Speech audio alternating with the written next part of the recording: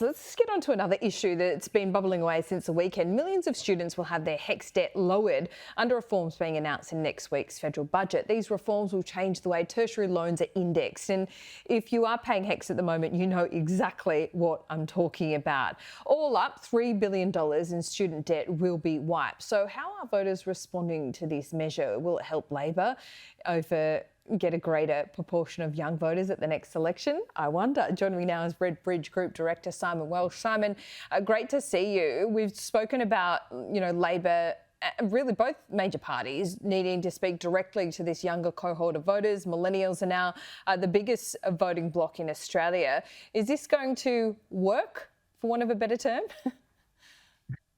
Yeah, thanks, Laura. It's certainly an issue that has been coming up in focus group and has been coming up for quite some time. HECS and particularly its indexation.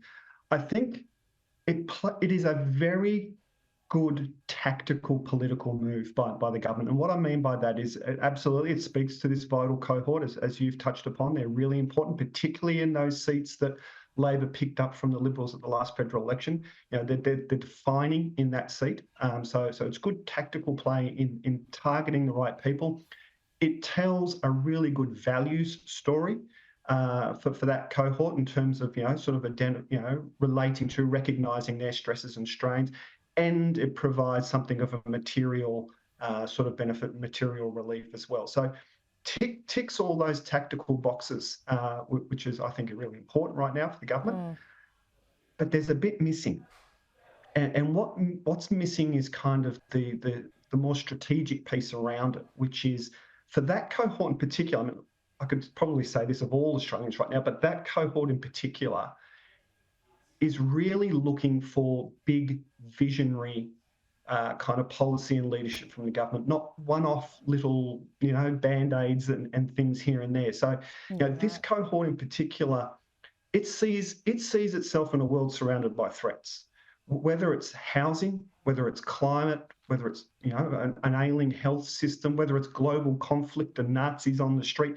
This is a cohort that sees itself under a world of threat and risk. And they are really looking for almost like a New Deal kind of vision from government. That's what they want. They want something that's actually going to give them confidence that the government is tackling the root causes of these issues. Yeah. Might not happen overnight, might not be painless, but this sense of confidence. And what's the appetite for risk, Simon? What's the appetite for risk? Does this cohort of voters, they want something new? Do they want something, performative in that sense, or transformative? Definitely transformative. They are really queued up, and I think this is the risk to the HECS thing, is they are really queued to performative, non-substantive things. And the risk appetite is relatively high, compared to what we've seen in previous voter generations, because they feel like they've got nothing to lose. Yeah, right. And when we talk to these people in focus groups, they don't feel like they're ever going to own a house anyway. So why not? Let's do some big changes, shake things up a bit, because I've got nothing to lose. Yeah, my wages going that. nowhere, these sorts of things. I see that in my inbox, absolutely, with younger people and my younger siblings too. They throw caution to the wind because they don't think they're ever going to be able to own a house. I think that's not quite right across the board, but certainly very common. Simon, if I could, a question without notice. I just had Josh Frydenberg on the program. I didn't ask about whether he's going to return to politics because I knew what his answer was going to be. His answer is never say never. But if he was to return, could he win back the seat of Kooyong, or would your advice be to look elsewhere?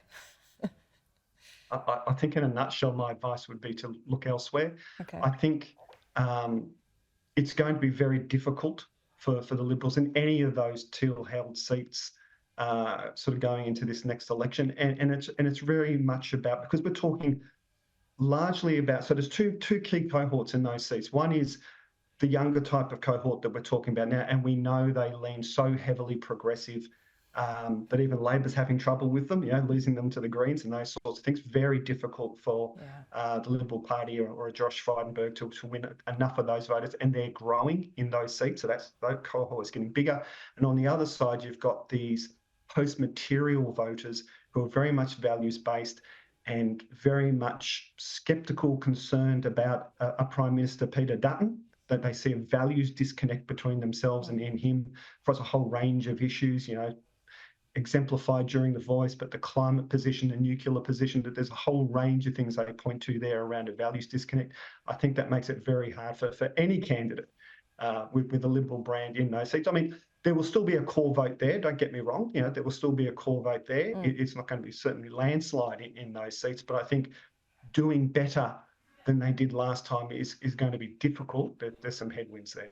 There we go, some free advice, just in case he's considering in the short term rather than the long term. Simon, always good to see you. Thank you.